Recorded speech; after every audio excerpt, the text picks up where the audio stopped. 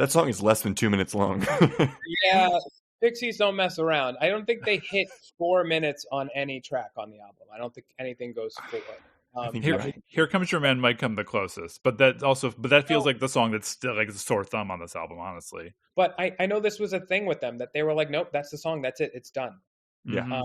And it's kind of amazing. Their songwriting. A lot of people give them, like, I give them tons of credit because a lot of the stuff they're doing is very original, but it is in its own way very formulaic.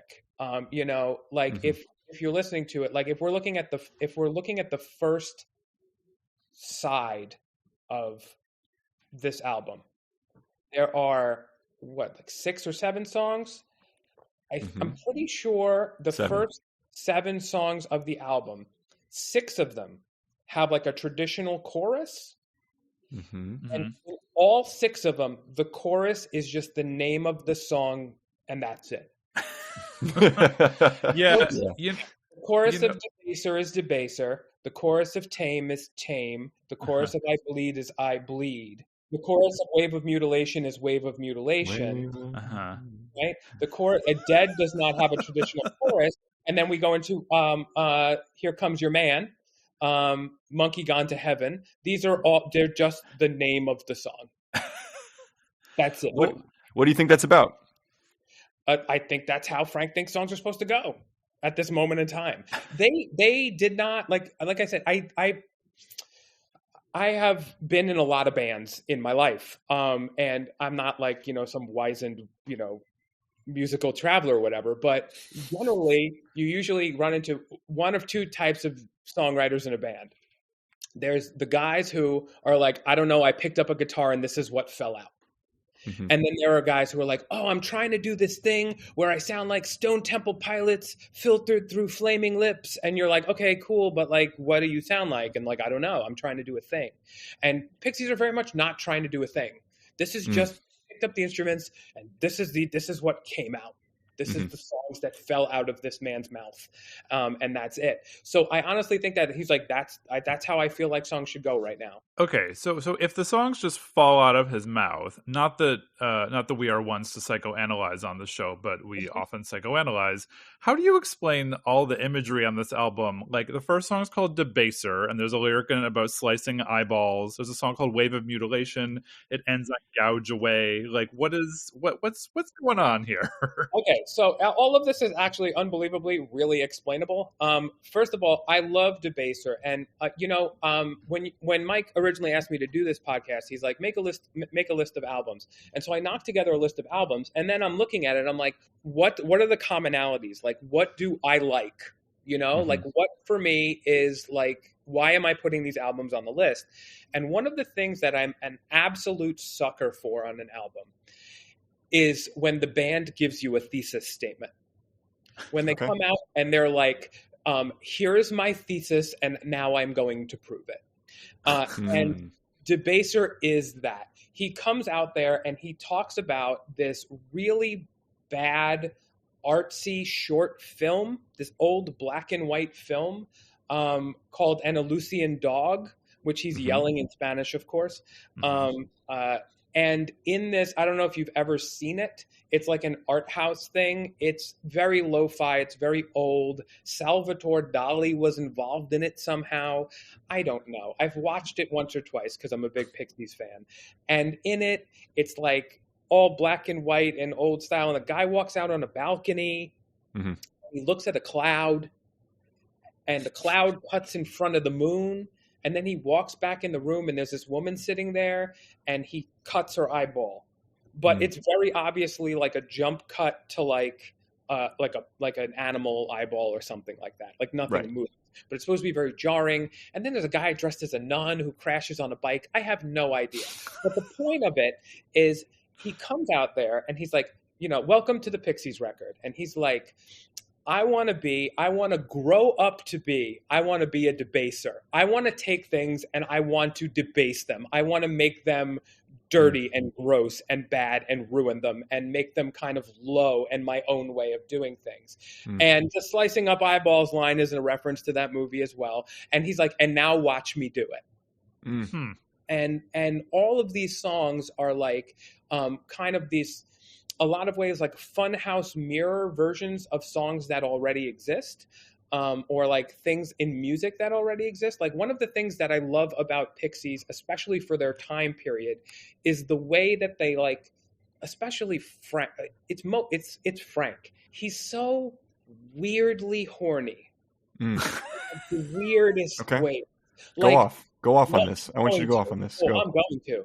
Yeah. If I could, and do you remember I said before how like everything on Surfer Rosa was like a little bit too extreme, and then like they were able to rein it in a little bit, where they kind of reined in the Spanish and some of the other poor decision making. They were able to rein in a little bit of the creepy horniness, just a little. But I kind of feel like Kim is like kind of like my like Frank Sherpa. Like it's more because she's there. I was like, how bad could this be if Kim's hanging out there? Like she's singing backup vocals. It could be. It's okay. She's there. It's pretty fine. bad though, I think, is what we come to find out, right? It's like it was pretty bad for her. Well, it was. They didn't get along. But I just, as far as the creepiness factor and like weird, it'd be like, no, I feel like this is, very rapey and weird, but like it's okay because the Kim's there and she's co-signing this somehow. I see what you're saying. Okay. I feel kind of more safe by it. But this next record is really no less weirdly horny. There are definitely some spots. Tame being one of them. I was gonna say the bridge we were talking about, the rhythmic and yet somehow melodic panting that happens over the course of that. And I just, certain songs I'm out there and I'm just like, I gotta imagine like how this was even written. Like, did they be like, okay, and then we're gonna pant 27 times, and then I'm gonna start screaming, and you're gonna keep panting. Can we do that? And it's like, we'll do it like that. Like, what a weird, bizarre way to go. But I know we're like, ew, but like. Mm-hmm. In the context of the music when it was written, it was bizarrely refreshing because at that time, there was only really like two ways to sing about like women in rock music. Mm-hmm. Either you were like Bryan Adams on like the Robin Hood soundtrack, you know what I mean? Like that, you had to do that, or it was like Warrant, She's My Cherry Pie. That's the exact song. That's the exact song I thought you were going to say. Of course, right? A masterpiece. Please don't soundbite me there. Warrant was not a masterpiece, but that was like how you did it. And Frank was just like, no, I'm creepy and weird, and let me tell you about how creepy and weird I am. About how creepy and weird I am. He's like, you know what's great? Wear bad shoes and fall on your face. I would love that. Like, what are you talking about? And he said in interviews, he's like, no, that's about like frat girls that I didn't like. I was like, I don't know, man. You're singing about their hips and I don't know what's going on with you. Have you seen them live? Oh yeah. I don't want to say like that, but I went. I dropped everything on the reunion tour because I was pretty sure I was never going to see them, and I was upset. I mean, I'm a very big Pixies guy. And when they reunited with the original lineup, I was living in New York at the time, and there was absolutely no way that you could get tickets in New York. So I drove down to Camden, New Jersey to go see them. And I mean, it was like a drop everything, I have to go. And then I saw them with the most recent lineup a couple of years ago. And my takeaway from it was like, I think I'm good. My favorite, besides the original performance, I did get a chance to see Frank Black at like a small venue once in Philly. Which was like mind blowing. It was so great. And the best part of that show, the absolute best part of the show, was his lead guitar player broke a string. And while the lead guitar player changed a string, he ripped off Mr. Greaves and Crackety Jones solo on an acoustic guitar by himself. And I died. I died. I was just like, sweet. Oh my God. And I was like 10 feet from the guy, it's like one of those shows. I was just like, that was the greatest thing. That was so amazing. So yeah, I have seen him. Yeah, I love it. You got 5,000 points a few minutes ago for Kim as our Frank Black Sherpa, and because I like some of his solo work, but you need Kim there. You do. Yeah. Do you? you've mentioned Breeders a few times. For those not in the know, Breeders is Kim Deal's band that she has with her sister. Kim. Yeah, she has. It's with her. Originally, not with her sister. It's with Donnelly from Throwing Muses. I guess when Pixies finally like broke up, or one of their big problems they had, they were on tour opening for Throwing Muses, and so Tiny Donnelly and Kim formed Breeders, and then later Kelly comes in. Kelly, that's it. Yeah, and Kim and Kelly are awesome together. I've seen. Have Breeders. You seen them live? Yeah, recently, actually. I saw them fairly recently, which was kind of awesome. And they did play Gigantic, which was cool. So in the last couple of years, I did get a chance to finally see Breeders, yeah. Hell yeah, good for her. I saw them at a Lollapalooza, too, in the 90s, but it's a blur.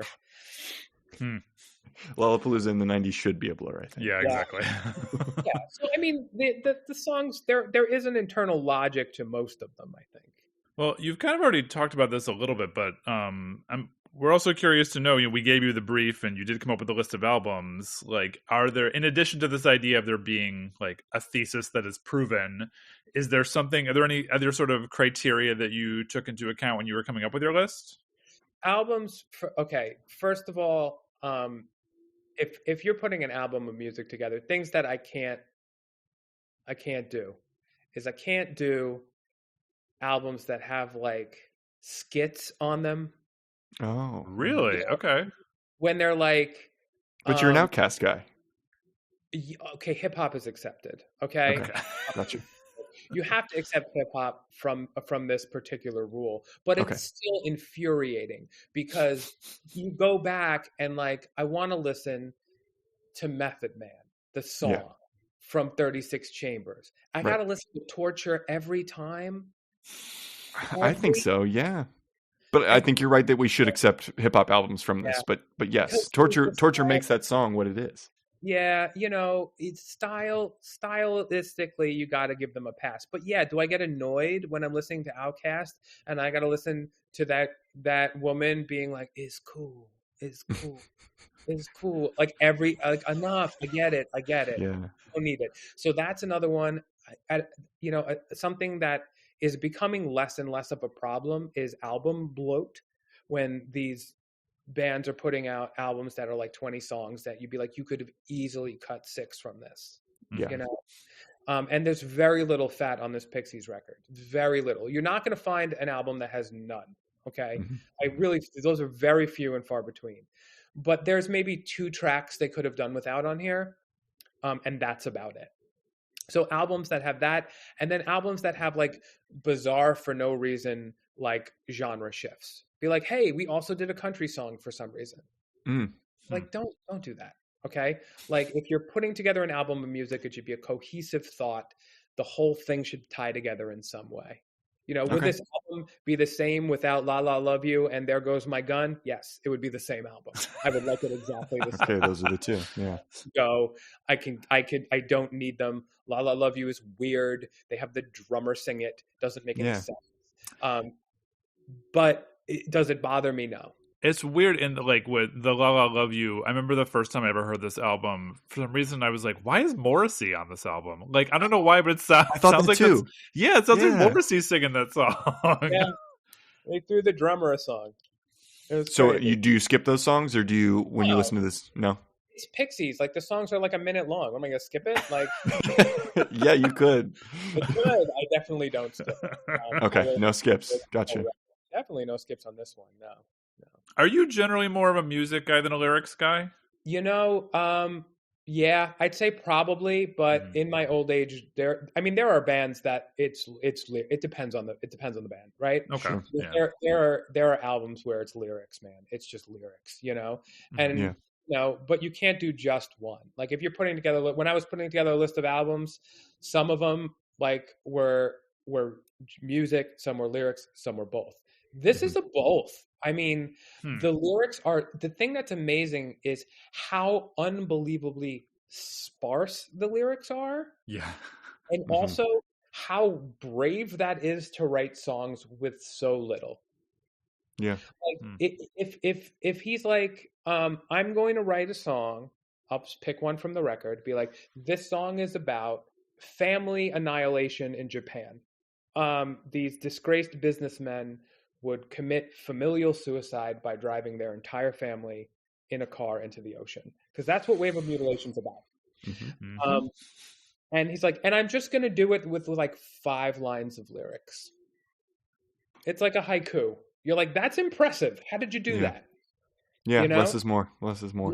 And it's tough. It's a tough thing to do. And so for me, it's just also kind of this amazing minimalism, but the song still managed to be about something. I think that when you look at the Pixies and their impact on the 90s in general, people took the right lessons from the Pixies, but they also took the wrong lessons. What were the wrong lessons? Well, some people listen to the Pixies, and Nirvana is also guilty of this because more people listen to Nirvana than listen to the Pixies. But there became this thing in the 90s in rock music where it was like the lyrics are complete word salad. They don't mean anything. And who exemplifies this the worst is the band Bush. If you listen to a Bush album and you can tell me what any song is about, I will Venmo you $100 right now. Just we're picking words out of a dictionary. They had no idea and that was the style at the time. They were like, I can just say anything now. It doesn't matter. And so I feel that like some of the things that came out of that were not great. And then I think that like the charm of Kim being Kim and not being able to really play her bass well also kind of cast a shadow over the decade, because you have so many songs that have these quarter notes with a guitar pick where you're like doom doom doom doom doom doom doom doom doom doom doom doom, you know, and that's what's good. And that's like, well, that you can do that now. That didn't really exist before this period of time. You wouldn't start a song with that. This album starts with Kim playing quarter notes on the bass. And it ends with Kim playing quarter notes on the bass and Gouge Away. Yeah. You know? And so some of the things that come out of this is great. The thing, if I could bring in something that's weird, that I like to talk about when I talk about Pixies. Please God, do. please. This will probably be out of left field, but it's hard sometimes to like look at a band and their influence and be like, what got stolen from this band? What got taken from this band? What became part of the music vocabulary after this? Totally. And the person who put it in the best terms was Weird Al. Because this is not that weird. This is not that weird. No. Yeah. In 2014, I believe, he put out this acclaimed album called Mandatory Fun, which actually did really well for him. And, you know, Weird Al is famous for song parodies where he's parodying an actual song. But if you listen to his albums, he often mixes in these songs that are not parodies of existing songs, but they're parodies of styles of songs. And usually he'll be like, I'll do an 80s song, or this is in the style of this. There is a song on Mandatory Fun called First World Problems. This is a Pixies song. He wrote a Pixies song. And he absolutely nails it, to the fact that the first time I heard it, I had to pull over my car. Because I'm like, what is happening? Where it's 2014. Why are you doing this now? Yeah. But it starts with quarter note bass. Okay. It's, you know, it's a Weird Al song. So it's about how people, you know, in the first world are struggling with stuff that's not really a struggle. So the lyrics are mildly humorous, whatever. But he nails the bass line. He nails the loopy Frank vocals where he will do like this woo thing that he does. He does that. He does this really great thing that I didn't pick up on. That's in a lot of the catalog. You only see it in Doolittle really in like really one spot, where it'll be the end of a measure and he'll sing the note and then a full step up. So like, what's the song that does it? Number 13, Baby, where he's like, I want brown eyes that da like he goes up at the end. Mhm. Like Weird Al took that and put that in. And then of course the thing that they're very famous for, which is the chorus is just the name of the song. Frank sings it, Kim says it, then Kim sings it, and Frank says it. Okay. Which I would also like to point out, they did not invent. No. Do you know who invented that? Who invented that? Another band that was on my list, B-52s. Okay. Okay. Yeah, I see that. That is B-52s. Now, I don't know if they listened to B-52s. I can't imagine they did. And cited that as an influence. But that is very Fred and the girls from B-52s. That's Hell yeah. that. But Yeah. I thoroughly encourage you. I don't know if you could play it in the podcast or whatever, but listeners at home, First World Problems is going to basically package together everything that moved out of the Pixies into the zeitgeist from this band. We can link that one. We can link that. We'll link it. Yeah, I love that. Christian, this has been a hell of a case you've made. We're going to run back through your points. Thank you for being so assiduous about this. This is damn good. All right, so from the most recent points you got 5,000 points for Kim being our Frank Black Sherpa, which she totally is. 800 points for Doolittle being Pixies Stankonia. Doolittle is to Pixies as Stankonia is to Outkast. 9,000 points for they don't even look like they know each other. So true. 800 for there being a great tape flip moment on this album. 5,000 points for you writing Bonita Applebaum. I got it. Well, you did though. You did, I think. Okay. 3,000 points I gave you for Michael being in a handbell choir as a child. 2,000 points for us all appreciating the weird cousin with the tapes. Mm-hmm. Our friend's weird cousin. It's never our own cousin. It's always the cousin of a friend. You got 900 points for. He always has like reptiles too. He like has snakes. He does, and a red light in his room. His room's got like weird lights, and there's a snake in there, and he's got tapes. Yeah. Bad news. That guy. 900 points for trusting the algorithm, because I do too. And then you gave me 8 Mrs. John Murphys for my recap of the band, or my little intro to the band. Mm-hmm. This board's looking like it's in a pretty good place. It's been a solid case. So that just means, Michael, mm-hmm. You've heard Christian's case. You see the points on the board. You've listened to the album. It's a banger. Yeah. Tell me, is Doolittle by Pixies a perfect album? Does it go to 11? I do believe it does. I have no need to deliberate. None. Absolutely. It's killer. Let's go. Yes.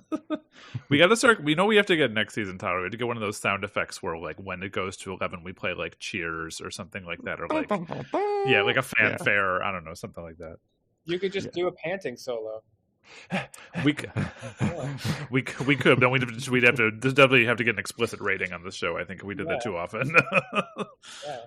This has been great, Christian. What a case you made. Thanks so much for your time. No problem. It was a pleasure. Always good to talk music. Keep doing what you're doing, guys. Well, thank you. Before we go, though, we do have to share with our listeners what our standout track that we've chosen to play them out is. Tyler, what have we chosen for our dear listeners this time? We chose Monkey Gone to Heaven. Excellent song. Why was this the standout that we landed on, Michael? I mean, I think the song. If the people who are listening have never heard Pixies, I would probably say, well, Here Comes Your Man, and that's like, oh, you have actually heard this song. Like, that's the most recognizable one.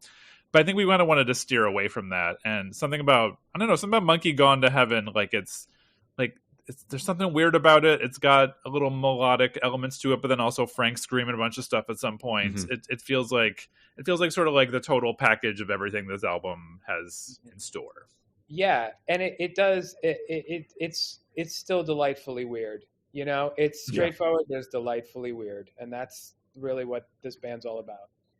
Mm-hmm. Hell yeah. Well, thanks everybody for tuning in. As always, we will be talking to you very soon. And we also want to just give another shout out to Damian Figueres for our new theme song this season. Damian, much loved friend of the pod and of me and Michael. If you ever get to work with that guy in any context, do it. thanks Seriously. a ton, and we will see you soon. Here's Monkey Gone to Heaven.